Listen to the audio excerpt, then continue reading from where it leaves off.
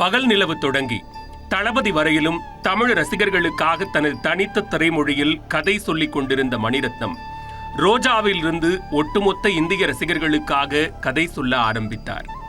அதுவரை மணிரத்னத்தின் கதைகள் பெரும்பாலும் தென்னிந்தியாவில் நடக்கின்ற கதைகளாகவே எழுதப்பட்டன. ஆனால் ரோஜாவில் திருநெல்வேலிக்கும் காஷ்மீருக்கும் முடிச்சு போட்ட மணிரத்னம் அதன் தொடர்ச்சியாக மும்பையை கதைக்களமாக எடுத்துக்கொண்டு உணர்வு பூர்வமாக கதை சொல்ல முற்பட்ட திரைப்படம் பம்பாய். பம்பாய் காலப்போக்கில் அவருடைய திரை வாழ்க்கையில் ஒரு முக்கியமான சினிமாவாக மாறிப்போனது.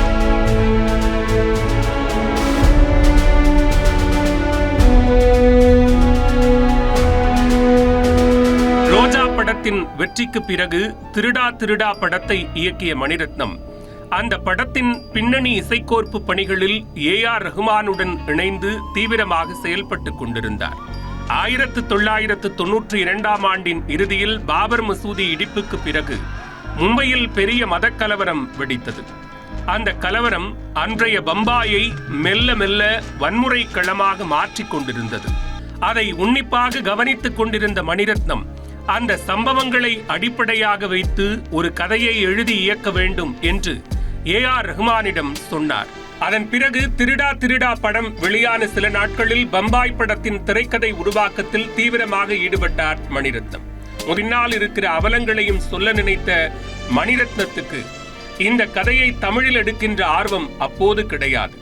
குறிப்பிட்ட அந்த சிறுவனின் கதையை மலையாளத்தில் எடுக்கலாம் என நினைத்த மணிரத்னம் அதன் பொருட்டு பிரபல மலையாள கதாசிரியர் MT வாசுதேவன் நாயரிடம் சென்றார். ஆனால் கதை விவாதத்தின் போது திரைக்கதையின் மையப்புள்ளி சற்றே மாறத் தொடங்கியது. தொலைந்து கதை வளர வளர அதன் பட்ஜெட்டும் பெரிதாகிக் கொண்டிருந்தது. ஒரு கட்டத்தில் மலையாளத்தை விட்டுவிட்டு பம்பாய் படத்தை தமிழிலேயே இயக்க தயாரானார் மணிரத்னம். கதையின் தொடக்கத்தில் அரவிந்த் சாமி பம்பாயிலிருந்து தனது சொந்த ஊரான நெல்லைக்கு வருவது போல திரைக்கதையை உருவாக்கினார் மணிரத்னம். ஆனால் அவர் கேரளா, தமிழ்நாடு என பல இடங்களில் காட்சிகளை தனித்தனியாக படம் பிடித்து அவைதான் அரவிந்த் சாமி, மனிஷா கொய்ராலா வாழ்கின்ற ஊர் என ரசிகர்களை அழகாக நம்ப வைத்தார் மணிரத்னம். படத்தின் தொடக்க காட்சியில் அரவிந்த் சாமி மனிஷாவை பார்க்கின்ற காட்சி நடப்பது ஒரு ஊர், அரவிந்த் சாமியின் வீடு இருப்பது வேறு ஊர். உயிரே உயிரே பாடல் படமாக்கப்பட்டது ஓர் ஊர்.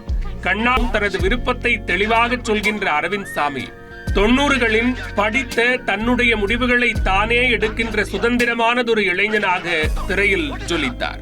இதர காட்களில் பம்பாய் பட நினைவலைகளை ரசிகர்களிடம் பகிர்ந்து கொண்டார் மனிஷா. ஒரு கதாபாத்திரத்தின் மனநிலை எவ்வாறு மாறிக்கொண்டே வருகிறது என்பதை சில புறக்காரணிகள் மூலம் உணர்த்தி கொண்டே வருவார் மணிரத்னம். பம்பாயிலும் அது நடந்தது. கதையின் தொடக்கத்தில் அரவிந்த் சாமி மனிஷா கொய்ராலாவை பார்க்கின்ற காட்சிகளில் அவர் உடம்பு முழுவதையும் மறைத்து ஃபர்தா அணிந்திருப்பார். அவராக ஃபர்தாவை விலக்கினால்தான் ஷைலா பானுவின் முகம் தெரியும்.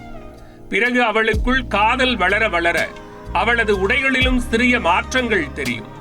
அந்த சமயத்தில் மனிஷாவின் முகத்துக்கு எவ்வித திரைகளும் இருக்காது. பிறகு ரோஜா, திருடா திருடா என 2 ஹிட் ஆல்பங்களுக்கு பிறகு ஏஆர் ரஹ்மானும் மணிரத்னமும் இணைந்த 3வது திரைப்படம் பம்பாய். பாடல்களும் சரி, பின்னணி இசையிலும் சரி, ஏஆர் ரஹ்மான் மணிரத்னம் கூட்டணி பம்பாய் படம் மூலம் தங்களது அடுத்த உயரத்தை தொட்டனர்.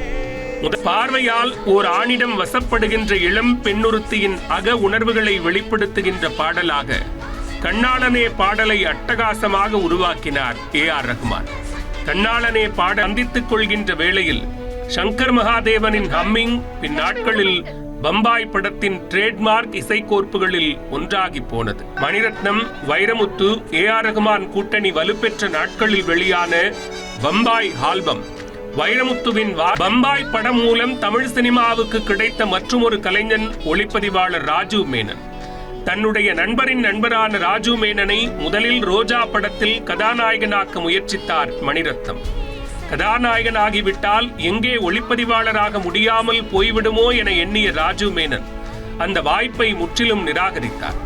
ராஜு மேனனுக்கு ஒளிப்பதிவின் மேல் இருந்த தீரா காதலை உணர்ந்து கொண்ட மணிரத்னம் அதன் பொருட்டே அவருக்கு பம்பாய் பட வாய்ப்பை வழங்கினார். ராஜு மேனன் வெகு சில படங்களுக்கே ஒளிப்பதிவாளராக வேலை செய்திருந்தாலும் கூட இன்றைக்கும் பம்பாய் அவரது திரைப்பயணத்தில் முக்கியமான மைல்கல் சினிமா. மணிரத்னம் என்கிற இயக்குனருக்கு மட்டுமல்ல, இந்திய சினிமாவுக்கும் ஒரு முக்கியமான கலைப்படைப்பு.